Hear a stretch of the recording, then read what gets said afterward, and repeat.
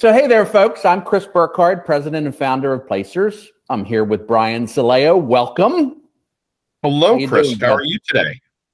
I'm doing pretty good, but I bet you our audience doesn't know by now that you're a lawyer, you're a consultant, trainer, leader, and Brian's got responsibility for all customers at Placers. If you're getting to know Placers, we're very proud that we consider ourselves coach to the workforce. If actors and actresses can have coaches to help them be great, we think everybody deserves a coach to help them navigate their career. And as you might expect, the world of work is pretty complicated.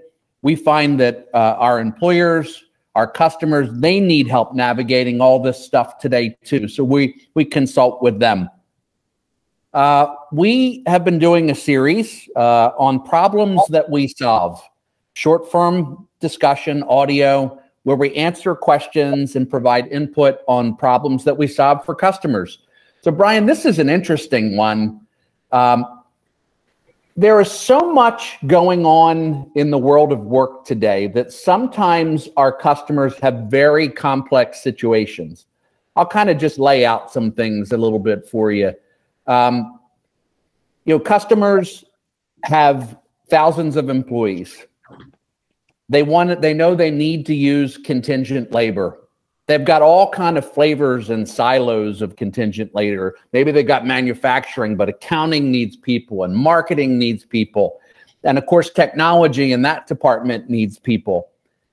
It really gets complicated when they go to a leadership meeting and the business says, we need to make sure that the best talent is here for us. And we can't own this talent forever. We can't just collect human beings. We've got to get the best talent, use it for a project because work is more project-based today. And then we've got to let it go. So I know we talk in terms of changes in the contingent workforce type situation. And does this set you up for some comments? Yeah, I think, it seems like we're even more and more lately, we're confronted with somebody in talent acquisition or human resources, procurement, whatever it might be, even frontline managers. And they're in a predicament of some sort, whether it's, a new line of business that's coming on, whether it's a spike due to, the world coming back after COVID or seasonal needs or whatever it might be.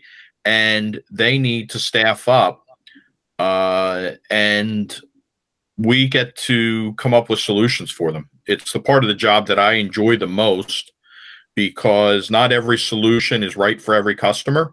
But when we can come up with a plan that we work with our customer to develop, it's honestly the most fun I have at work all the time.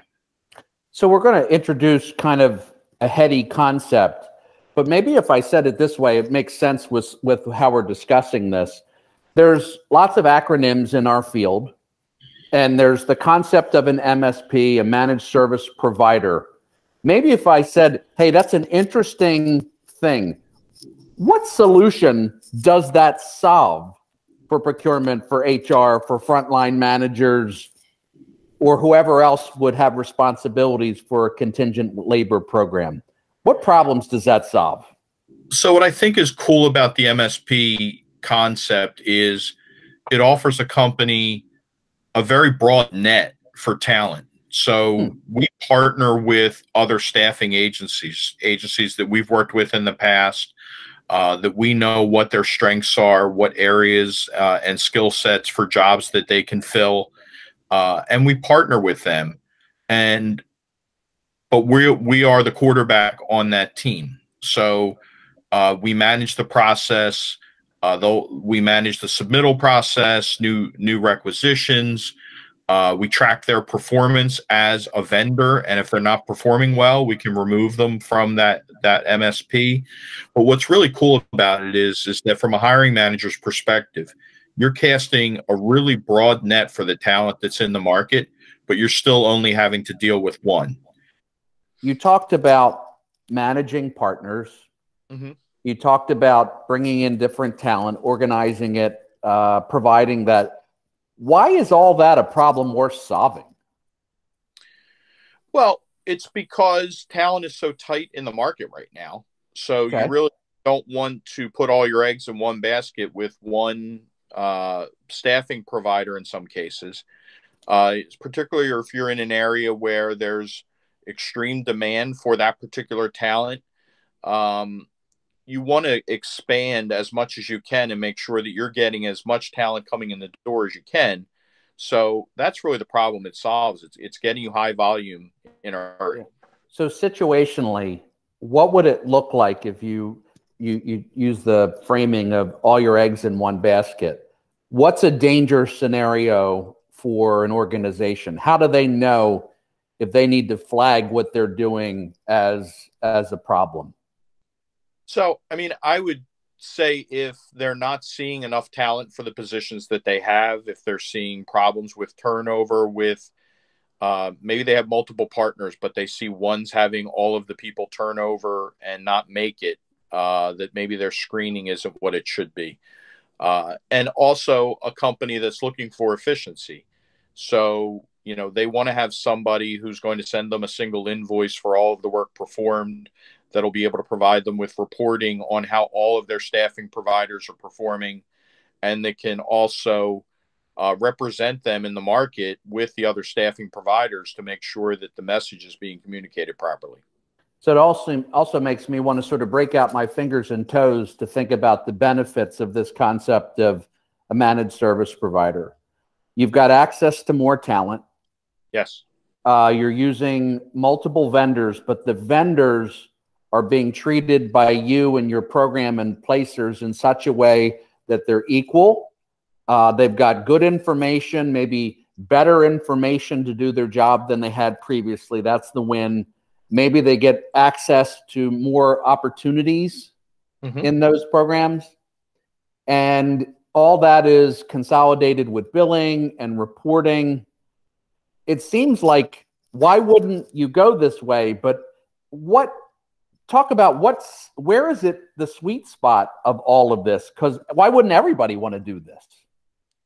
Well, I think it's a little bit of a foreign concept to a lot of customers. So we really have to explain it and help them understand the benefits of it. So I think that's probably the biggest thing. I have found it's really worked really, really well. And there's some other benefits as well. I mean, you have, there's kind of a friendly competition that develops between the staffing partners where they're all trying to fill the jobs, knowing that there are other partners in the program that are trying to do the same thing. They know that they're on an equal footing and they have the same chance as everybody else, but they're going to work a little bit harder knowing that several other agencies are trying to fill the same job that they are, and also know that they're going to be held accountable if consistently they're not the ones that are providing the best talent. And there's also cost savings. So with an Why MSP, is that a win-win-win? How can there be cost savings that's good for everybody?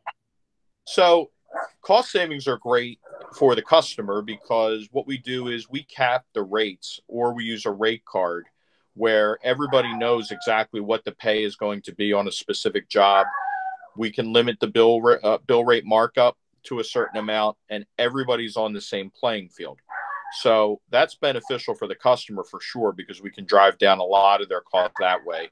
I've seen some situations where without our involvement, probably 150 to 200% markups were being charged, and we got the markup down to 45%. So that's a pretty big win, but it also lets the partners know, hey, here's what you're going to have as a markup. This is the money you're going to be able to make on this. And you can choose what you want to work on and dedicate your time to and what you won't. That makes a lot of sense.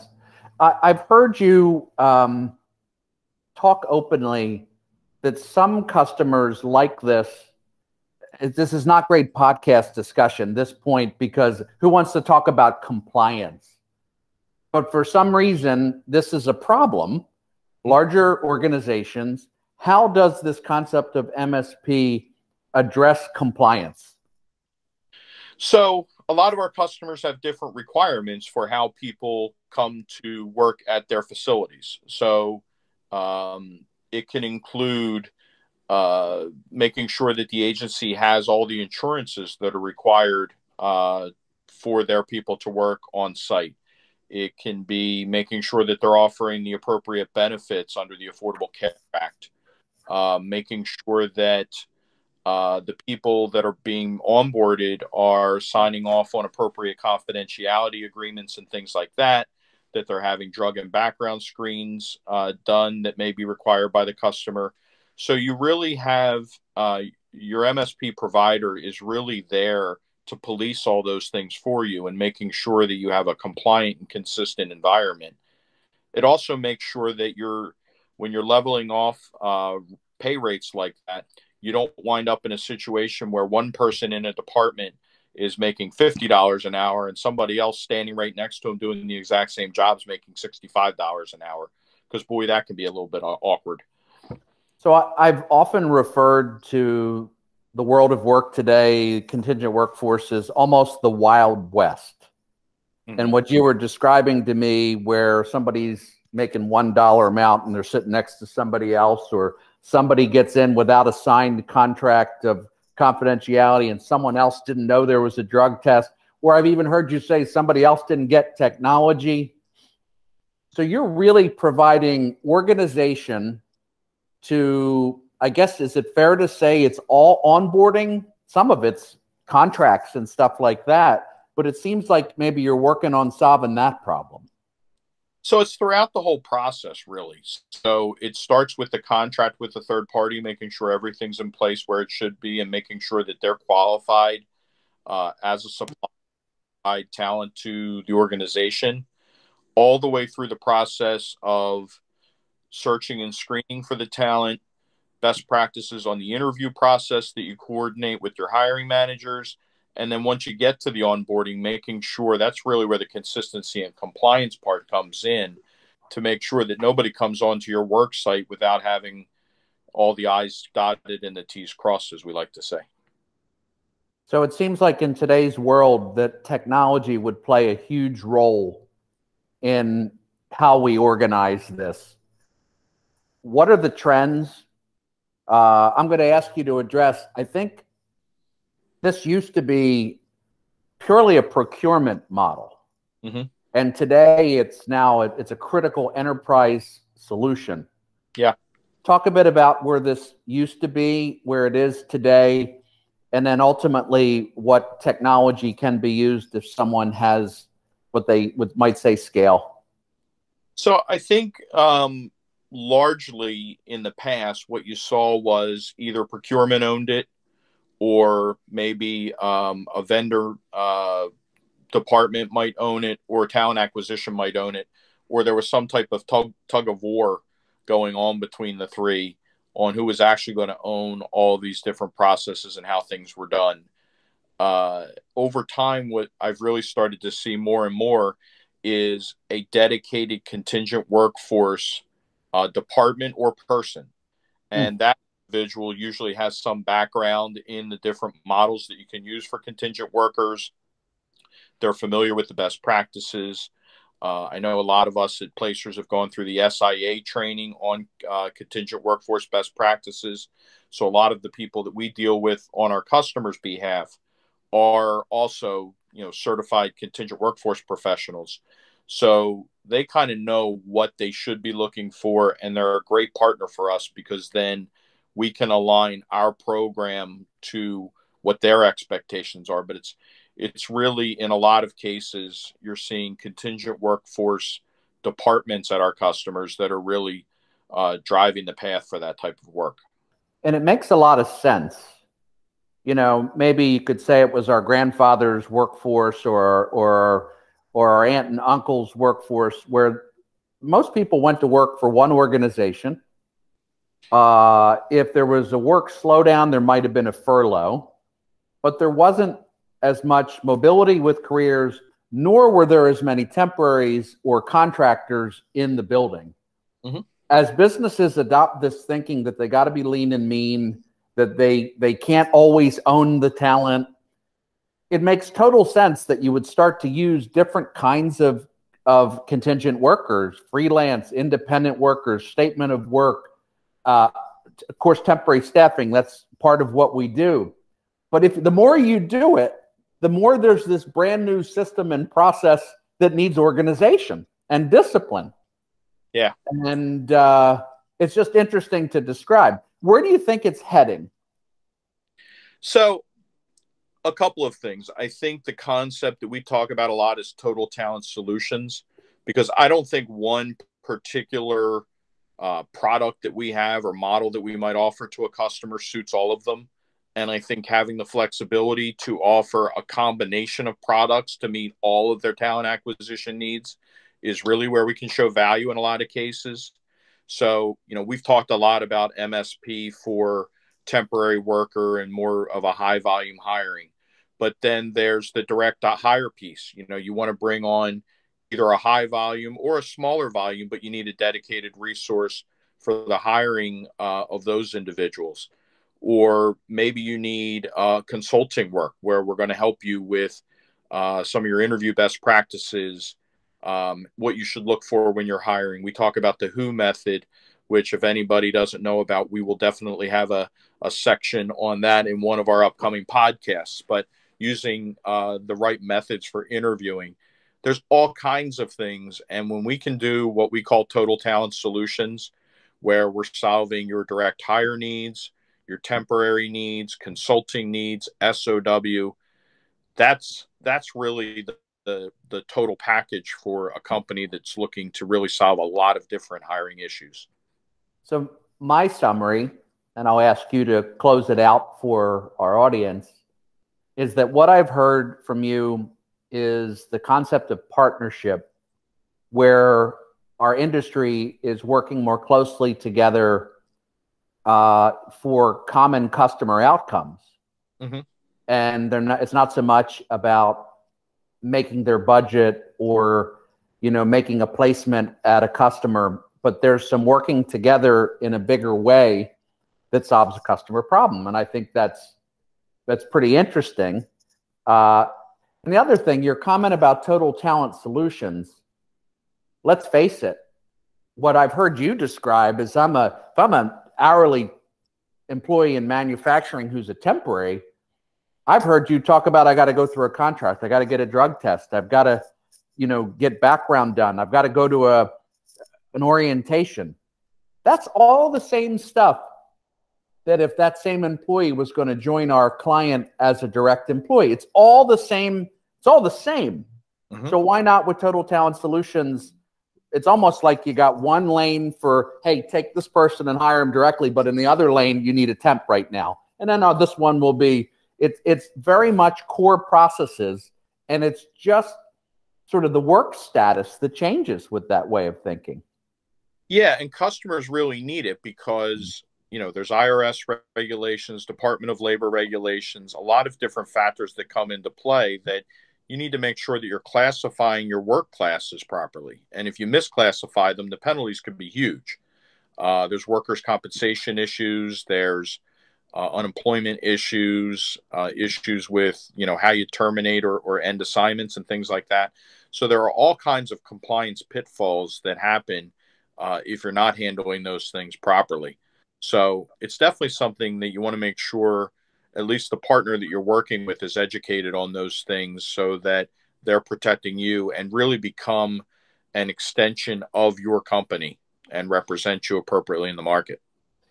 Brian, if this discussion resonates for someone and they just want to talk further about the concept, how can they reach you and how can they connect with you just to find out more? So first thing I would do is direct anybody to our website because it's full of great information. It's www.myplacers.com. My contact information is on there, so you're certainly welcome to reach out. Chris has been doing this for a while, and we've got many other professionals in our organization that are just as informed. So we've got lots of people that can provide you with guidance. And to be honest with you, we provide you an awful lot of guidance without ever charging you for it. So we'd love to just talk about what their staffing needs are. If we don't have the solution, we'll be the first one to tell you, and we'll give you some direction on what the right solution would be and where to get it. Well, thanks for listening, folks. Until next week.